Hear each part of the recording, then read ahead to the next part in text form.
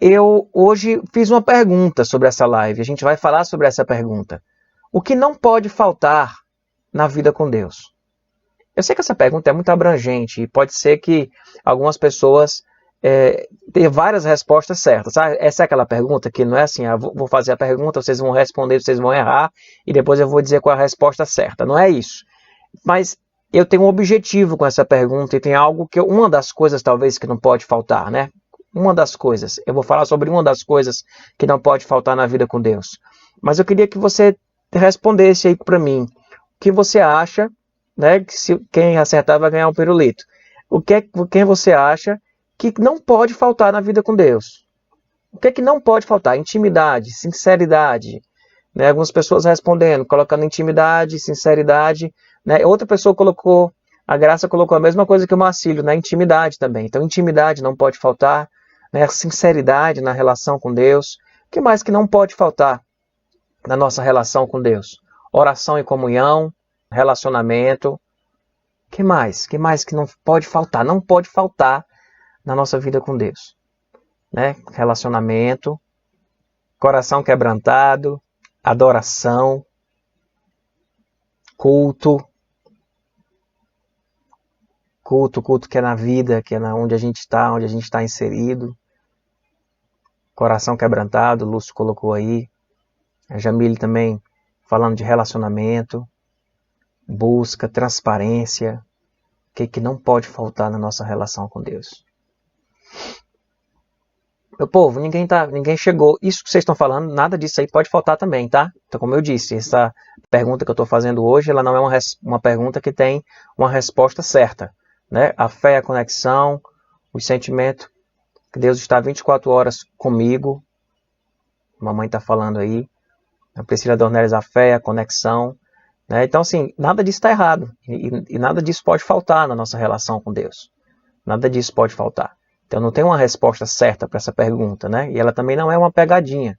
Eu não vou dizer que tudo isso daí, ou temor ao Senhor, intimidade e investimento, né? Investimento nessa relação, nessa vida com Deus. Estou entendendo dessa forma, a Angélica está colocando aí, acho que é investimento nessa relação.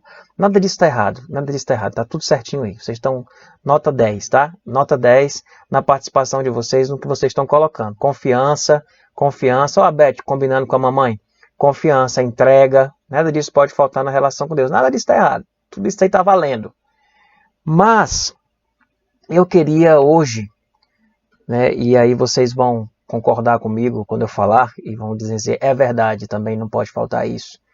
Que para mim é algo assim fundamental na nossa vida com Deus e que muitas vezes nós achamos que não tem a ver com a nossa vida com Deus.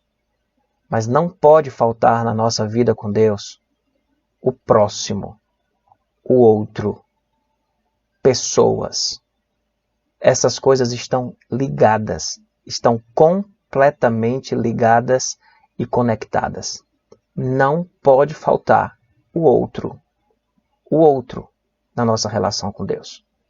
Porque toda vida que você olha na Escritura, em que as pessoas tentam se relacionar com Deus, desprezando o semelhante, Deus abomina e rejeita esta relação.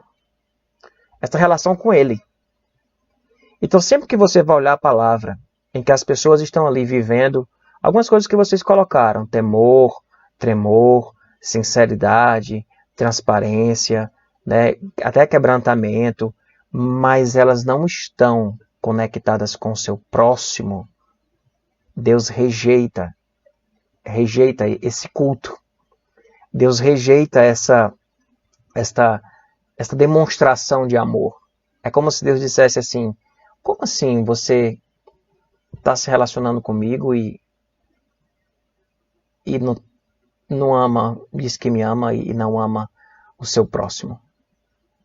Então, não tem como, não pode faltar na relação com Deus a relação com o próximo.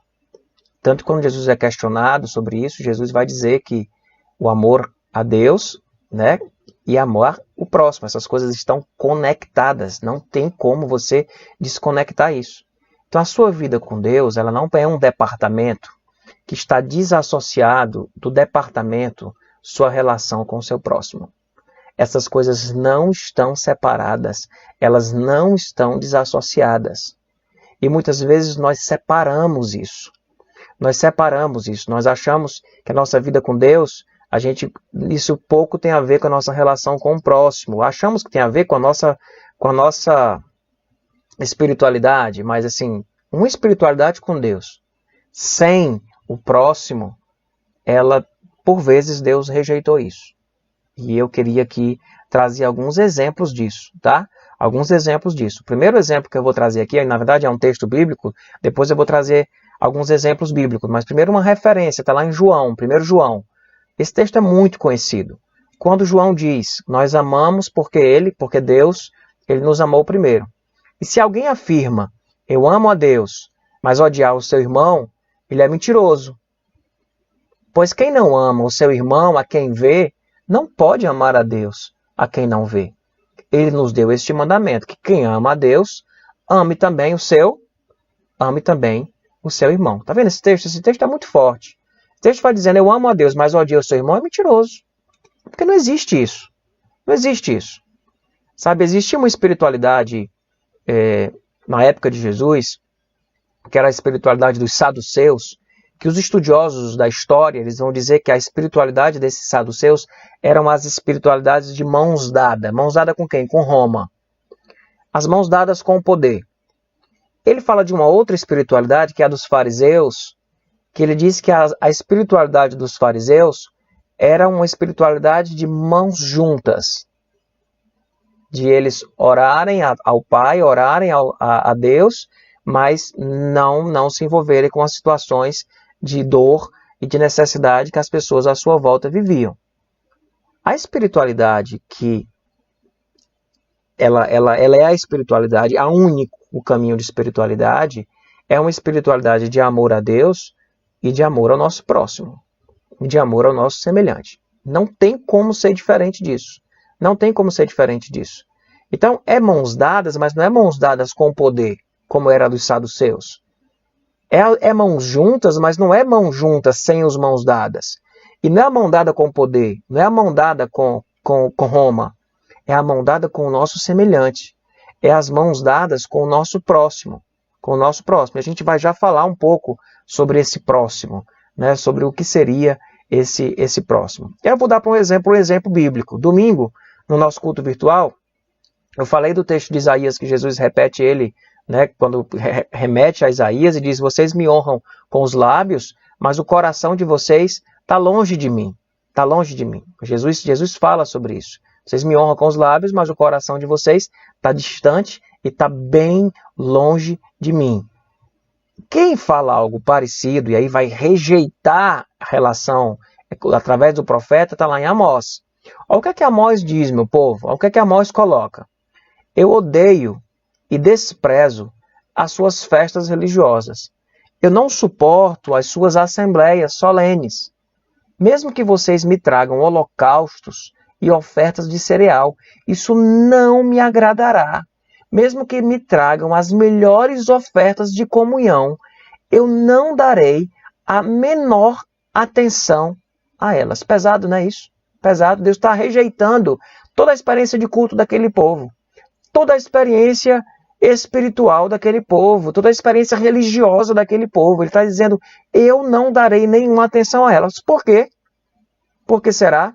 É no texto seguinte que fala sobre isso. Afaste de mim o som das suas canções e a música das suas liras. Em vez disso, corra a retidão como um rio e a justiça como um ribeiro perene. Quando você vai ler Amós, Amós vai dizer de forma muito clara que existia eles estavam vivendo uma espiritualidade que era uma espiritualidade cerimonial,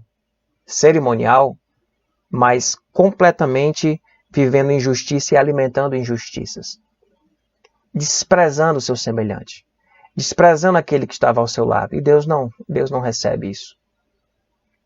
É interessante que Jesus fala sobre isso, né? Se você tem uma oferta e vai entregar ela no altar, deixa ali a tua oferta, volta, se reconcilia com teu irmão, e depois que você se reconciliar com ele, aí você vem e entrega a oferta.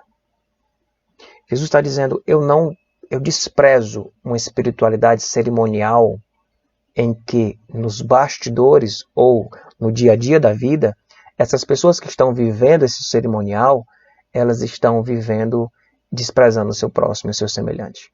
Amós chega a chamar aquelas mulheres de vacas de Bazã, diz que elas cuidam dos seus palácios, que cuidam das suas coisas, mas exploram seus empregados.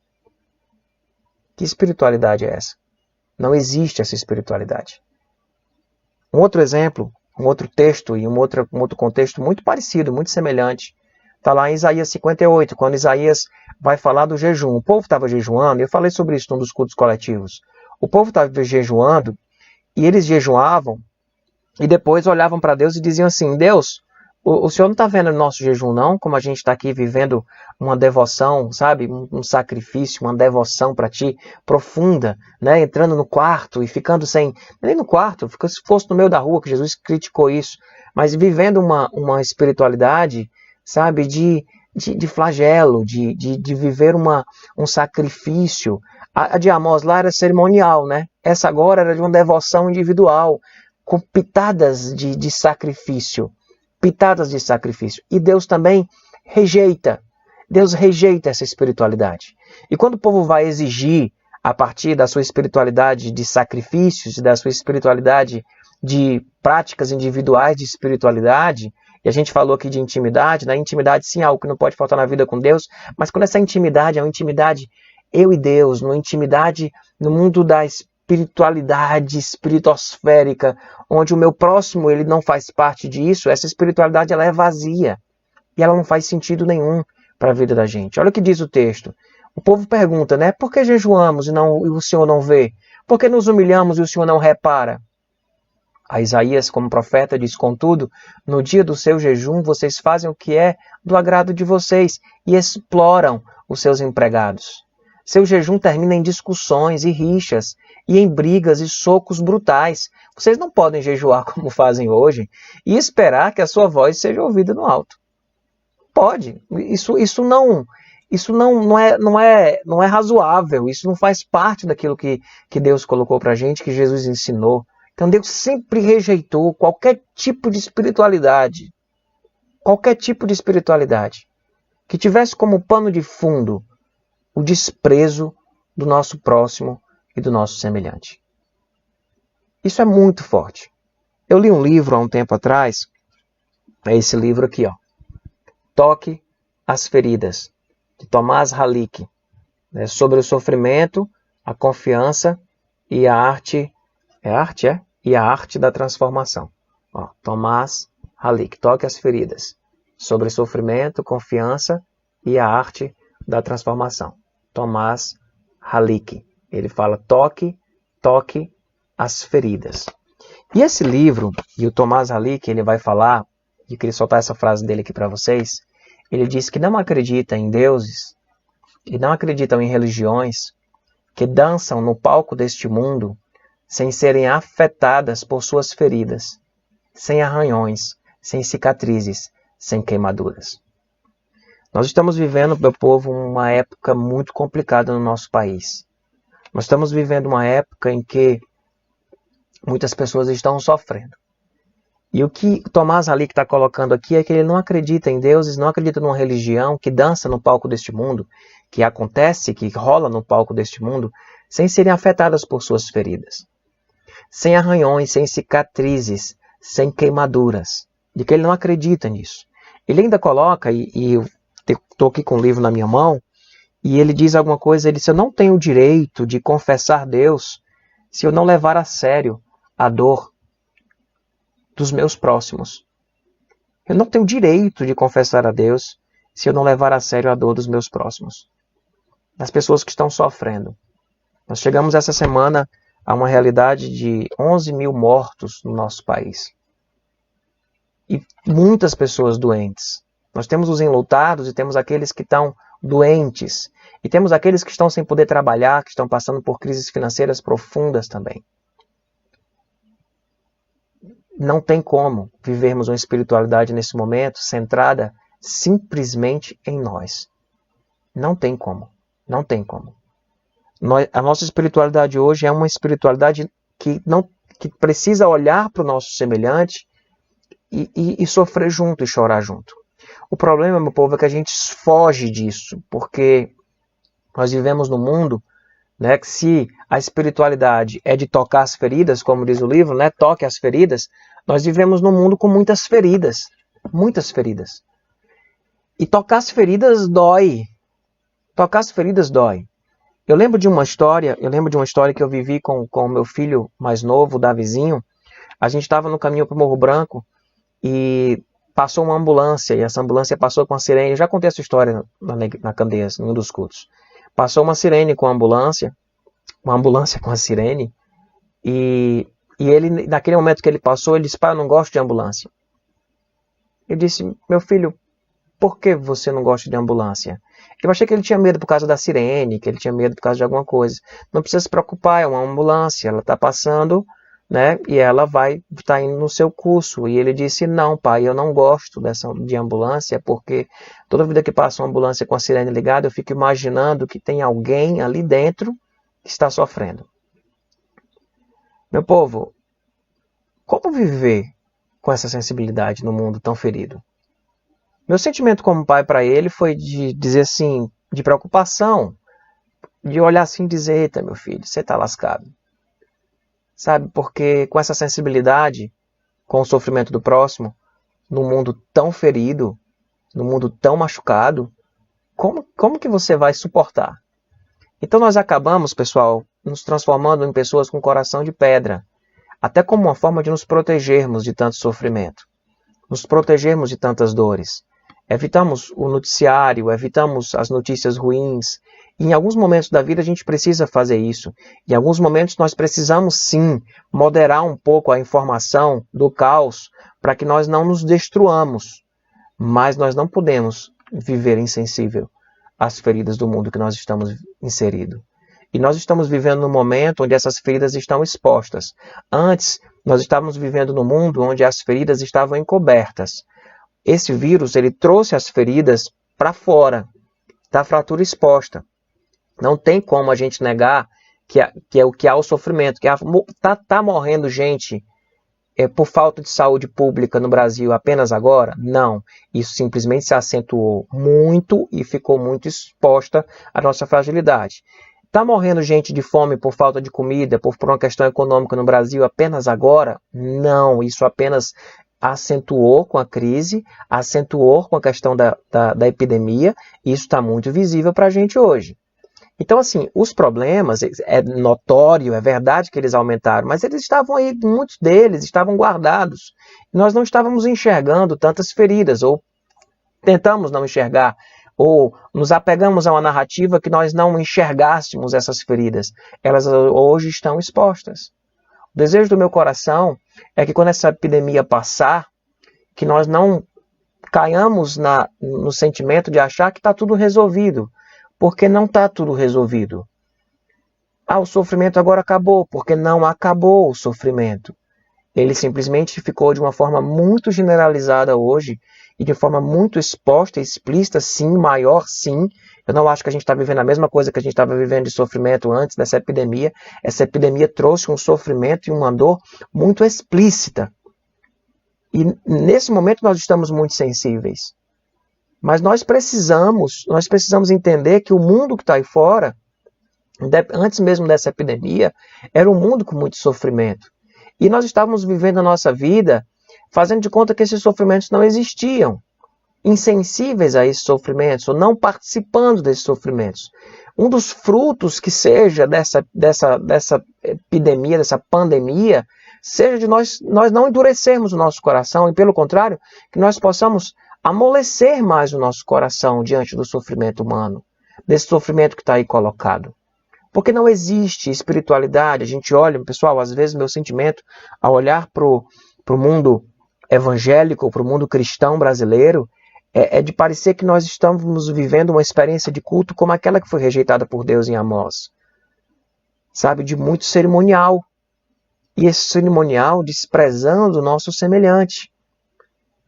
Sabe, eu vejo às vezes uma manada evangélica envolvida em cerimoniais e achando que isso É algo maravilhoso na vida delas com Deus.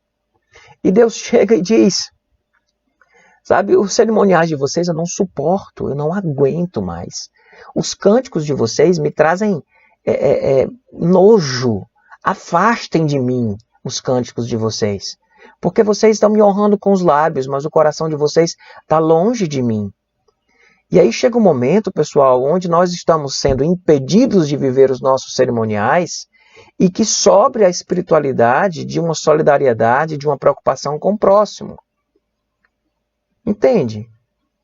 Eu fui fazer algumas pesquisas sobre isso e fora Tomás Halick, né, eu vi Pascal, falando da religião como uma ilusão, como um projeto narcisista, né, e como a religião pode ser, sim, um projeto muito narcisista, e ele fala que aqueles que reconheciam Deus sem reconhecer sua miséria, não o louvavam apenas a si mesmo. Esse livro, ele fala, o título anterior dele, ele foi relançado, era O Meu Deus é um Deus Ferido. O nosso Deus continua sendo um Deus ferido. Deus não está indiferente às feridas do mundo. E quando nós vivemos essa religiosidade narcisista, onde a nossa espiritualidade tem como finalidade última nós mesmos, e a nossa espiritualidade, ela não reconhece a miséria e o sofrimento e a ferida de Deus. Porque Deus não foi ferido apenas na cruz, ele continua ferido. Isso é muito evidente lá em Mateus 25, quando Jesus vai dizer que toda vida que você cuida visita um preso, de que você, sabe, reparte a comida com um faminto, que você dá uma roupa para alguém que não tem roupa, que você está fazendo isso para Jesus. Jesus continua ferido em nossa sociedade. E nós somos desafiados como corpo de Cristo a tocar essas feridas. A tocar essas feridas do mundo. Nós temos medo de tocar essas feridas. Nós somos frágeis demais emocionalmente, abraçados no nosso narcisismo para ir tocarmos a ferida do outro. Estamos acostumados a viver uma espiritualidade que quer sarar as nossas feridas. Sara minhas feridas, cura as minhas dores. Ajuda-me, Senhor, a sarar as minhas feridas e as minhas dores. E Deus está olhando para você e talvez, meu irmão, sabe quando é que você vai sarar a sua dor? É quando você tocar a ferida do outro. Sabe quando é que você vai sarar as suas feridas? É quando você tocar a dor do outro. Entende? Então, uma espiritualidade sem o outro, ela é uma espiritualidade vazia. Uma espiritualidade que não toca as feridas deste mundo, ela, como diz Tomás Halick, não deveria nem ter o direito de confessar Deus e de usar o nome de Deus, sabe? Sem tocar as feridas do mundo que nós estamos inseridos. Pastor, me ajude como que eu faço isso. Comece tocando as feridas das pessoas que estão ao seu lado. Comece sendo misericordioso e ajudando as pessoas que estão perto de você. Porque essa foi a pergunta que fez com que Jesus contasse a história do bom samaritano. Porque aquele homem que chegou, aquele doutor da lei, aquele estudioso, quando chegou para ele, disse o que para ele? É o que eu faço para herdar a vida eterna. Disse, olha, eu cumpro os mandamentos. Você conhece os mandamentos? Ele conhece. E o que é que eu faço? E Jesus depois chega a dizer, né, que ele vendesse tudo e desse aos pobres, né? E em outro contexto muito parecido com esse, eu acho que eu estou misturando as duas histórias, mas num contexto muito parecido com esse, ele pergunta, ele diz, o que é que eu devo fazer? Ele disse, ama o teu próximo, ama a Deus e ama a próxima. Aí o cara pergunta, quem é meu próximo? Quem é meu próximo? Jesus conta uma história toda e não responde quem é o próximo. Mas ele deixa uma lição. E a lição que Jesus deixou com a parábola do bom samaritano é torna-te próximo. Torna-te próximo. Quem foi, no final que ele conta a história, que se tornou próximo daquele? Disse, foi o samaritano. Pois torna-te próximo. Se aproxima. Começa se aproximando das dores dos outros que moram com você. Comece se aproximando das dores das pessoas que servem a você na sua casa. Se aproximando das dores das pessoas que trabalham com você. Comece se aproximando das dores das pessoas que estão dentro da nossa sociedade, tá? Isso não existe, biblicamente falando, abaixo de você, acima de você, ao seu lado.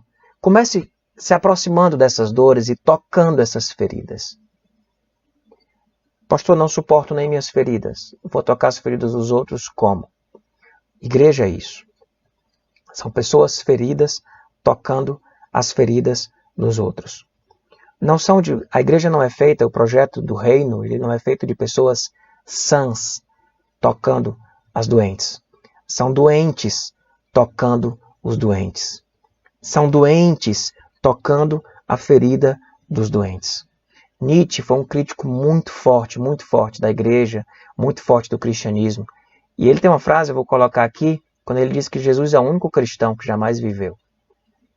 Ele o elogia e elogia Jesus por ter demonstrado relacionamento com Deus e com os homens sem distância.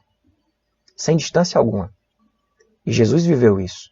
Jesus não viveu uma fé e uma espiritualidade de uma contemplação a Deus ou de rituais religiosos. Pelo contrário, ele quebrou todos. Quebrou todos. Ele quebrou quase todos. Cumpriu um bocado de coisa e ao mesmo tempo quebrou um bocado de coisa. A espiritualidade de Jesus, ela não estava nessa lógica que muitas vezes nós temos hoje, nesse culto narcisista que nós temos, pessoal. É um culto narcisista que nós temos. É uma espiritualidade narcisista. E a vida com Deus não tem, o que não pode faltar na vida com Deus, fora tudo que vocês colocaram no começo, é o próximo, é o semelhante. São aqueles que sofrem. Interessante que Mateus diz, sejam perfeitos, como é perfeito o vosso Pai Celestial. E Lucas, quando vai falar desse mesmo texto, porque o Sermão do Monte está em Mateus 5, 6 e 7, mas está também no registro de Lucas, Lucas trabalha essa perfeição de uma forma diferente. Porque parece que o ser de perfeitos, como é perfeito o vosso Pai Celestial, traz uma ideia de moralidade, de uma vida sem mácula, sem pecado. E quando Lucas vai trabalhar esse mesmo conceito, Lucas usa algo diferente. Lucas diz, sede misericordiosos, como é misericordioso o nosso Pai que está no céu. O que Lucas está dizendo com isso é que Deus revelou uma perfeição, e a perfeição revelada por Deus na pessoa de Jesus Cristo tem a ver com a misericórdia do Pai. E se nós queremos ser perfeitos, como é perfeito nosso Pai que está no céu, que nós sejamos misericordiosos, como é misericordioso o nosso Pai que está no céu. Entende? A religião traça caminhos de perfeição, usando questões morais e colocando isso lá em cima, como uma meta a ser perseguida. O que Lucas vai dizer é, se você quer ser perfeito, como é perfeito o nosso Pai do céu, seja misericordioso, como é misericordioso o nosso Pai que está no céu. Que nós possamos, pessoal, sofrer com os que sofrem e não fugir do sofrimento do outro. E quanto mais fugimos do sofrimento do nosso próximo, do nosso semelhante, mais nos desconectamos de uma espiritualidade que é a espiritualidade de Jesus. Quanto mais nós fugimos do sofrimento do nosso semelhante, porque queremos ficar bem, porque senão vamos adoecer, porque senão não vamos conseguir. Não vamos, porque estamos acostumados a viver uma espiritualidade narcisista. Mas a gente precisa mudar isso. A gente precisa mudar essa pegada. E estar pronto para viver uma espiritualidade que tem a ver com amar a Deus e amar ao próximo. E aí, assim, não tinha como encerrar sem voltar para esse texto, né? Se alguém afirma, eu amo a Deus, mas odiar o seu irmão, é mentiroso. Pois quem não ama o seu irmão a quem vê, não pode amar a Deus a quem não vê. Ele nos deu este mandamento. Quem ama a Deus, ame também o seu irmão. E se você pergunta quem é o meu próximo, Jesus te responde, dizendo, torna-te próximo daquele que passa pela tua vida. São aquelas pessoas que passam pela sua vida. Esses são os próximos. E que nós possamos amar verdadeiramente e viver isso. Nosso instinto de autopreservação vai nos dizer, se afaste do sofrimento dos outros, porque senão você mesmo vai afundar. que o Evangelho diz é: ama o teu próximo. Ama o teu próximo. E toca as feridas. Porque Deus está nos feridos. E quando você toca as feridas, você toca o próprio Deus.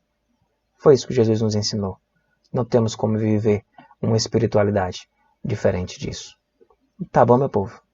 Deus abençoe a gente. Deus ajude a gente a viver algo diferente do que está posto aí, meu povo. O que está posto aí em nós, na espiritualidade gospel, evangélica, cristã, brasileira, é muito feio. É muito feio. O que está posto aí é muito complicado. Eu não estou querendo dizer que eu sou diferente disso, mas, existe um outro caminho a ser vivido. Existe um outro caminho a ser trilhado por nós. Vamos tocar as feridas. Vamos tocar as feridas, porque tocando as feridas, nós seremos curados. Tá bom?